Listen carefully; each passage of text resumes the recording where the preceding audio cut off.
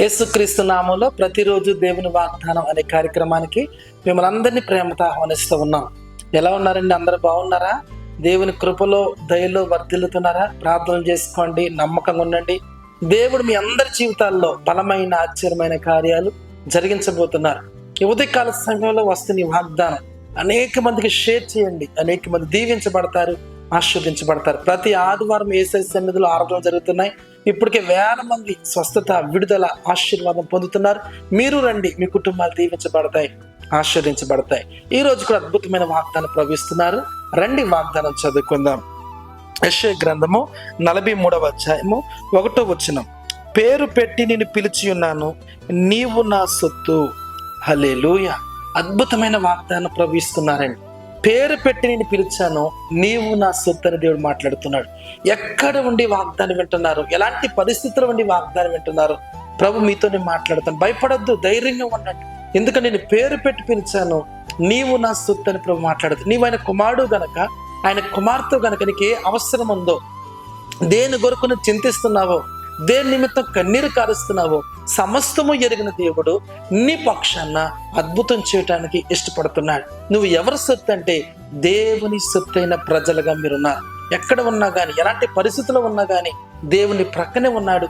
నువ్వు ఆయన సొత్తుగా ఉన్నావు గనక తగిన సమయంలో, తగిన కాలంలో దేవుడు నిన్ను బలపరిచి నడిపించబోతున్నాడు. ఈ లోకములో ఉండకుండా, అన్యుల్లో ఉండకుండా దేవుడిని పేరు పెట్టి పిలిచి నిన్ను ఏర్పాటు చేసుకున్నాడు.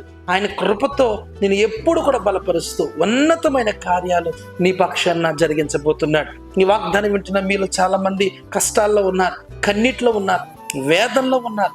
ఏంటి నా పరిస్థితి, ఏంటి నా జీవితం, నా ఉద్యోగం ఏంటి, నా వ్యాపారం ఏంటి, నా పిల్లలు ఏంటి అని ఒక ప్రశ్న నీలో ఉందేమో. ప్రభు నీతోనే మాట్లాడుతున్న ప్రియ సహోదరి, నేను నిన్ను పేరు పెట్టి పిలిచాను, నీవు నా సొత్తు. చాలా మంది విదేశాల్లో ఉండి కష్టపడుతూ, బాధపడుతూ, ఇంట్లో ఇబ్బంది, నెమ్మది లేదు, సమాధానం లేదు, భర్త మారలేదు, పిల్లల మాట వినట్లేదు, ఎటు తోయని పరిస్థితి, ఆలోచన.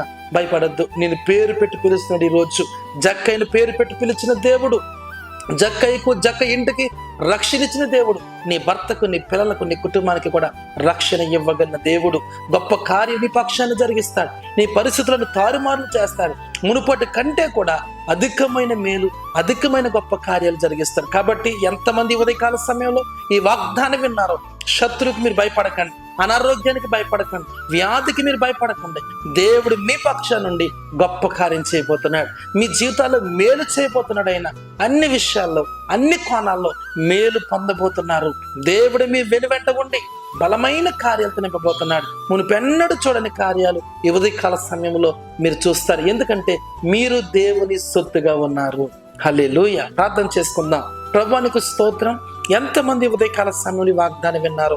నిన్ను పేరు పెట్టి పిలిచాను, నీవు నా సొత్తు అన్న ప్రభు. శ్రమల్లో, కష్టాల్లో, ఇబ్బందులు, అందరూ వదిలేసిన పరిస్థితుల్లో ఉన్న వారిని ప్రభు ధైర్యపరచడానికి నీవు నా సొత్తు అని మీరు మాట్లాడారు గనుక నీకు స్తోత్రం. ప్రతి కుటుంబాన్ని, ప్రతి బిడ్డను పేరు పేరును మీరు ఆశీర్వదించండి, నీ దీవెనతో నింపండి, మీరు అద్భుతం చేయమని యేసు నామమున అడుగుచున్నాము తండ్రి, ఆమేన్. హల్లెలూయా. దేవుడు అద్భుతమైన గ్రేట్ ప్రామిస్ దేవునికి ఇస్తూ ఉన్నాడు. నేను పేరు పెట్టి పిలిచాను, నీవు నా సొత్తు. ఎవరు ఇవ్వగలరండి మాట, ఈ ధైర్యం, ఈ ఓదార్పు, ఈ ఆదరణ? దేవుడు ఒక్కడే ఇవ్వగలడు. ఒకవేళ నేను అందరూ విడిచిపెట్టారేమో, త్రోసివేశారేమో, రిజెక్ట్ చేశారేమో, దేవుడిని సెలెక్ట్ చేసుకున్నాడు.